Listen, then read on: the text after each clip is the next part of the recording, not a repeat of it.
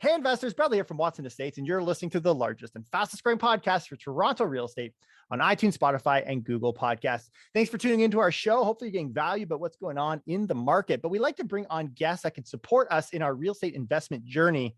So today on our show, we have Elizabeth Kelly, who is an expert in helping us identify what types of investment strategies we should deploy, what best fits you and your personality, and what are some of the challenges that investors face as they try and transition or level up from one strategy to the next. As a coach and a mentor, Elizabeth is a wonderful soul with a wealth of information, and I'm thrilled to have been able to speak with her. As you're loving the show, please hit that like button and support the channel. You can tag us as you share this on Instagram at Watson Estates. Enjoy the show. Elizabeth, thanks for joining us on the show. How you doing? I'm fantastic. Thanks. How are you doing? Very good. I'm excited to have this chat. I know we were chatting a couple of weeks ago about where we wanted to take this podcast. And I think you're going to add a ton of value for people that are in that transition phase in their portfolio and trying to decide where they're going to go next. But before we do, could you tell us a little bit about you, your backstory in real estate, and what you do during the day? Sure, absolutely.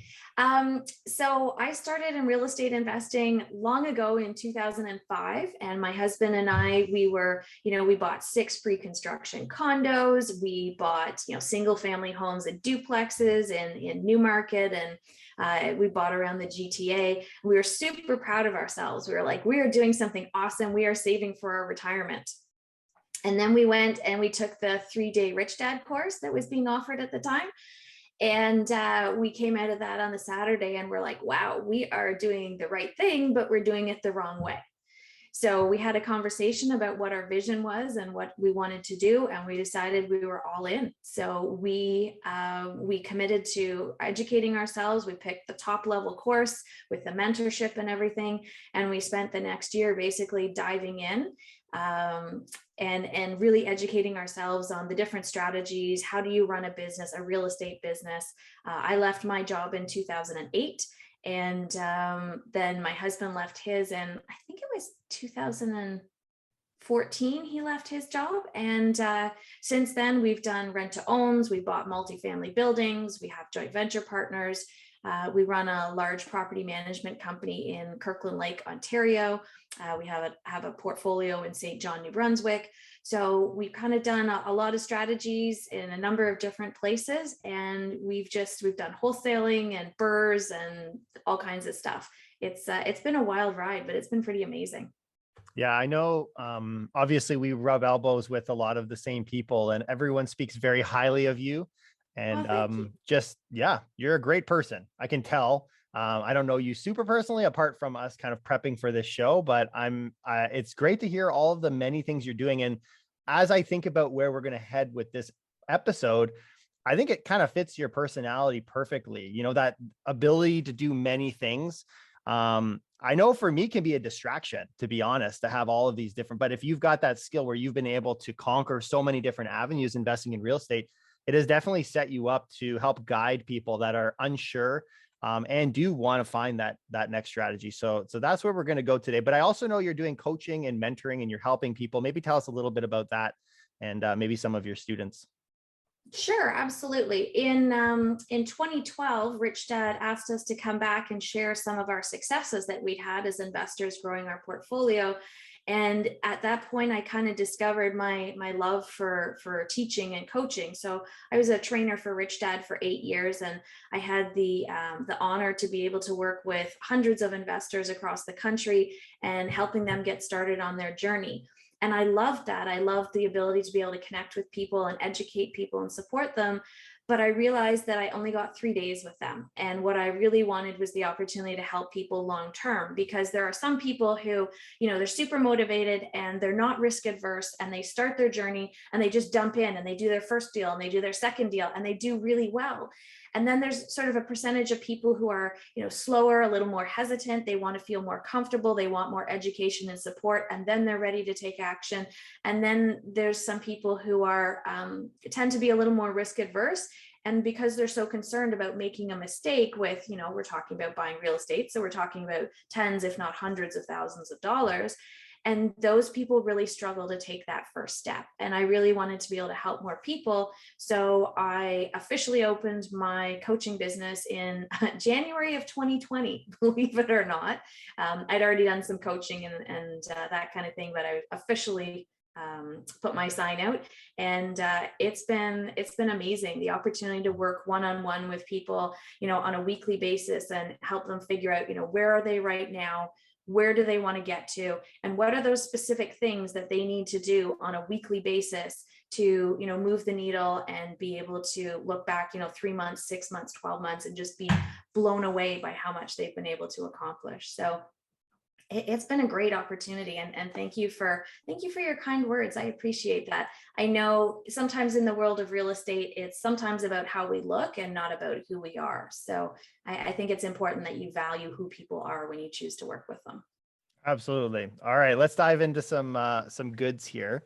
And I know you're super passionate about, obviously people are getting the sense of helping people identify their strategy, but you've also put a lot of elbow grease in creating and designing a system for hopefully some of our listeners and some of your students. So can you walk us through what that looks like? Maybe we'll start high level, and then I want to get into some of the key details. But essentially what my understanding of this program is we're helping people identify where they want to take their real estate portfolio and Yeah. what kind of fits their skill set. But I'll let you explain it better. Sure. So one of the biggest obstacles investors have when they're starting out is deciding what strategy makes the most sense for them. So you've got kind of people who watch like HGTV and they're like, oh, flipping, it only takes 22 minutes and I can do that no problem. So let me get right on that. And then there's other people who, a property falls in their lap and they're not really too sure what to do with it. And they don't feel like they have the skills yet, but they don't know how to wholesale a property, or, there's a variety of different reasons why people end up doing or how they get into their first deal. There's tons of questions, pre-construction condos, are they a good investment? And what I've learned as a trainer and as a coach is that everybody's journey is different. And that's one of the amazing things about real estate. I'm sure you see it all the time with your clients, is that what works for some people doesn't work for others. So what I'm working on is a system where there's a series of questions that people answer. And based on those answers to the questions, they are then fed the top 3 recommended strategies for them, for their personal situation, for, the goals that they're looking to accomplish, for their current level of knowledge, for the amount of time that they have available. All those factors are taken into consideration, so that instead of people going, hey, I want to be a flipper, and then suddenly realizing that it takes a lot of time and energy to actually execute a flip well, they go, okay, now I know what I didn't know before. I can make a better choice and make this transition into real estate faster, easier, do it more smoothly and with less kind of, bumps. Maybe you didn't anticipate that you were going to flip and you're going to spend a lot of time away from your family and they weren't expecting that. So if we can ease that transition and kind of lower some of the obstacles that investors have to entering, then I think that people are going to enjoy real estate a lot more. Now, I haven't taken this questionnaire myself, but I know from experience and talking to people, the biggest question many have is, when it comes to deciding a strategy, they don't think about themselves. They don't think about their skill set. They don't think about any of that. All they think about is, what strategy is going to make me the most money? And that's imagine if that was the approach that we took to, think of the advice you give to your kids. Don't pick a job based on the one that's going to give you the most money. Find the one that you love and that fits your personality. So there is a tremendous need for this, and a lot of lack of clarity. And at the end of the day, having kind of making the decision to choose one avenue or one strategy is the hardest part, and having too many options. So being able to narrow it down for someone and say, this is the one that fits because of, your own personality or what you're looking for, your career goals, and your what you want to achieve as far as success goes, I would assume. These are things that people are ignoring. There's a lot of aspects that people are ignoring. If you were to, obviously we can't get into every single question, but I'm curious, are there like key aspects that you've kind of brought it down to, that you could share with us, some kind of thoughts on the way we should be processing or making that decision on what investment strategy we should move ahead with? For sure. So there's sort of two components. There's like, who are you and what do you bring to the table, which is, how much time do you have available? How much current knowledge do you have? What is your financing ability? Have you met with a mortgage broker and, do you know I can buy X number of properties, or are you looking at partnership? And then there's sort of the other component, which is what is the market doing right now? And sometimes people have challenges when they pick either a strategy or they pick a market and then try and force the two together. So I'm sure that doing flipping doesn't make sense in every market. There's certain markets where flipping is not the ideal strategy. But if you're so committed to that strategy that you haven't bothered to check on the market, or that you don't understand the fundamentals of the market well enough to know that, you might get to the end of your flip in 6 months and it might not be the ideal time to sell. So there's a lot of kind of these nuances, and it kind of becomes almost what comes first, the chicken or the egg? Do you look at yourself and analyze and decide based on what I know and what I have to offer, this is the strategy? Or do you say, I have to invest close to me because that's my level of comfort? So do you pick your strategy first, or do you pick your market first? And the question is how you kind of combine those two. And some people have, done a very good job of it. Other people, one of the things that I saw a lot of investors do when I was a trainer was they were trying to do all the strategies at once simultaneously. And that, in my experience, leads to overwhelm. It leads to confusion. It leads to poor execution. So we're better off, we choose one strategy at a time and become an expert in that strategy, and then move on to the next one. So that's really what my goal is to help people understand, who am I? What do I want to accomplish from this? What do I already know? And what can I offer? And, what is the strategy that makes the most sense for me? And where can I execute it? Can I do it around here? If I can't do the strategy that I really want to do around me, then do I need to say, okay, where is the market right now? What strategies make sense? And then I'll choose one of those. Yeah, no, that's good. And hopefully it gives people something to kind of think about as far as like, what are some of those key decision makers or factors that should play into it? And people do get sidetracked, and there's a lot of opportunities because there's a lot of different methods. People are doing it well, and everybody's selling their method. So having some confidence and clarity for yourself, I think, is a big deal. But we also have folks who get kind of stuck. Maybe they've been doing something and it's been working, and they're ready to move on or level up or change what that their format of investing or their method of investing is.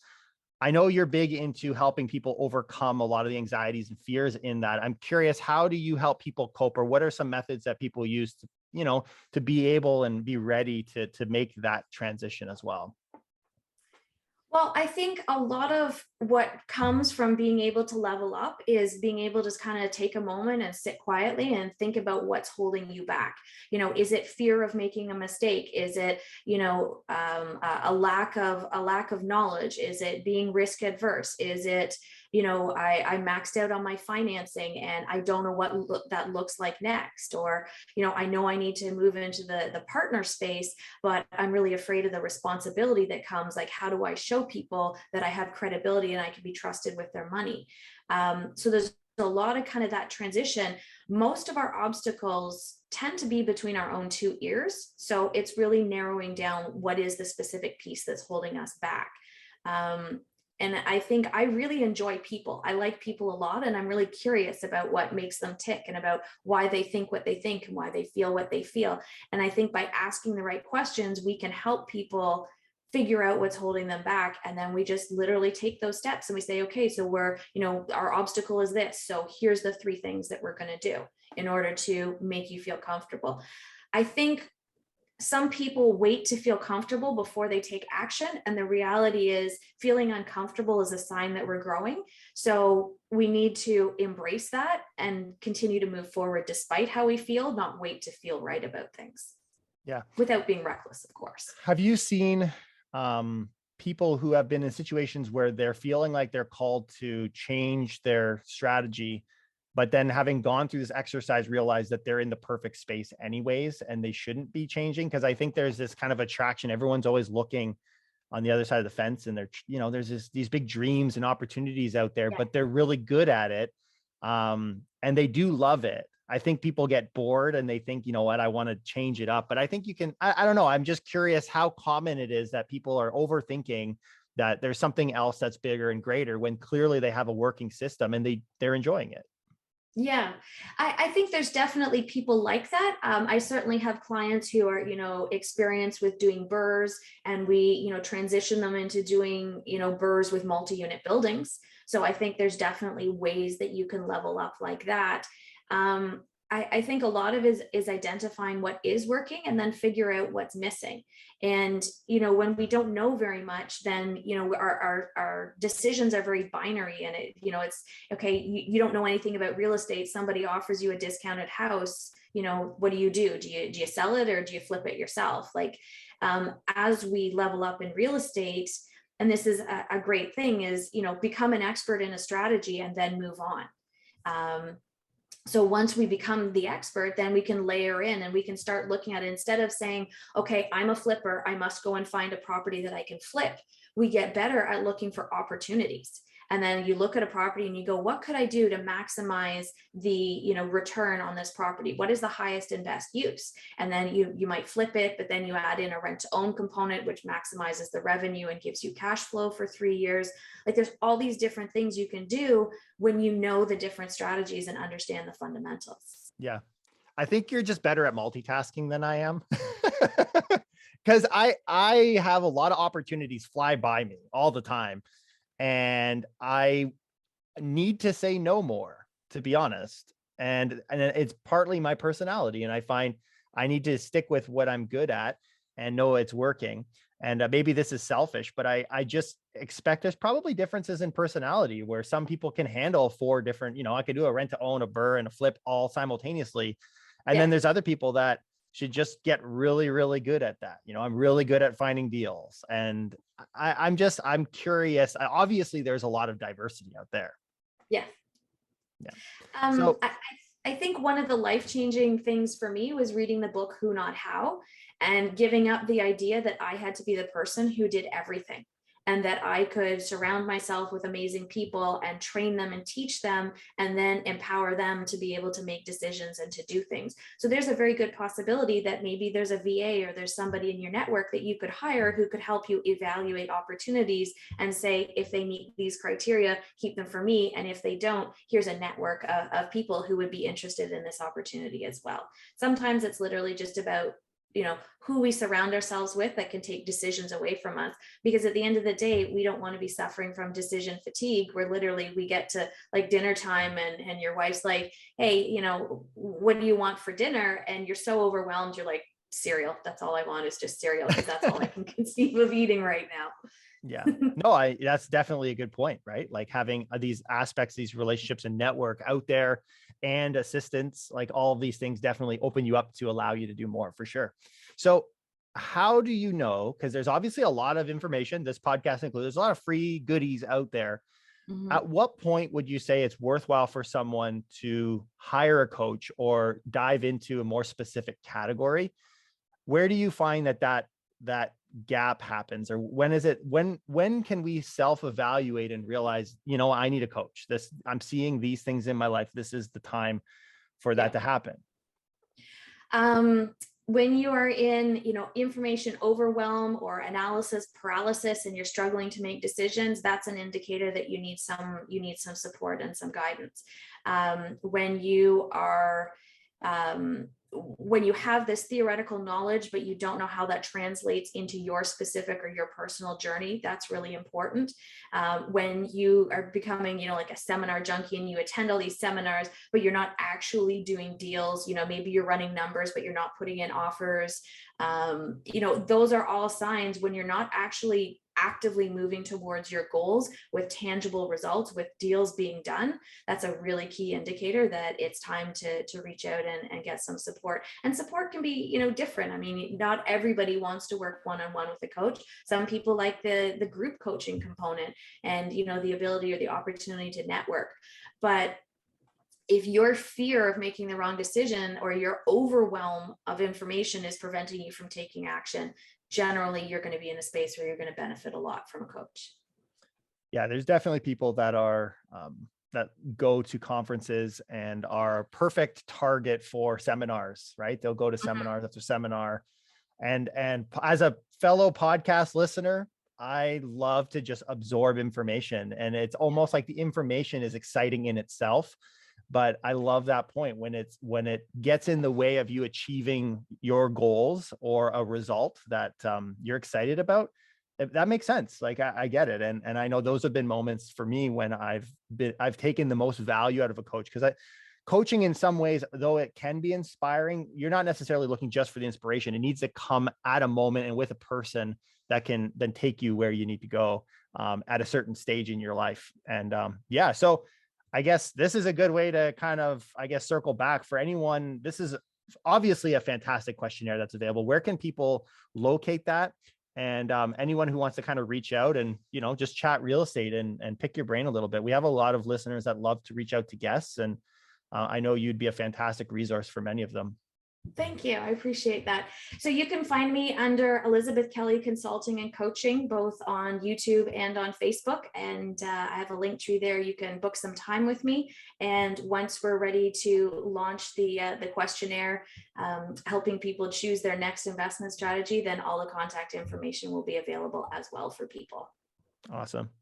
There you go, guys. Elizabeth, she's done many, many different strategies, and she's really thought through how to help you with that. So I hope people do take advantage and reach out and, ask questions. This is it's ultimately, real estate is a world of networking and relationships. And that's what partly what I think you and I enjoy the most, actually, about the entire thing, is being able to connect with folks. So thank you, Elizabeth, for taking time to come join us and share some of your outstanding insights on some of these things as people are making these decisions.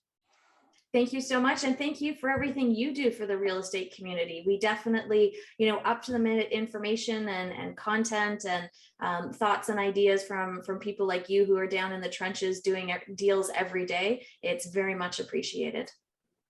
Awesome. Thank you. Have a wonderful day. Thanks, you too.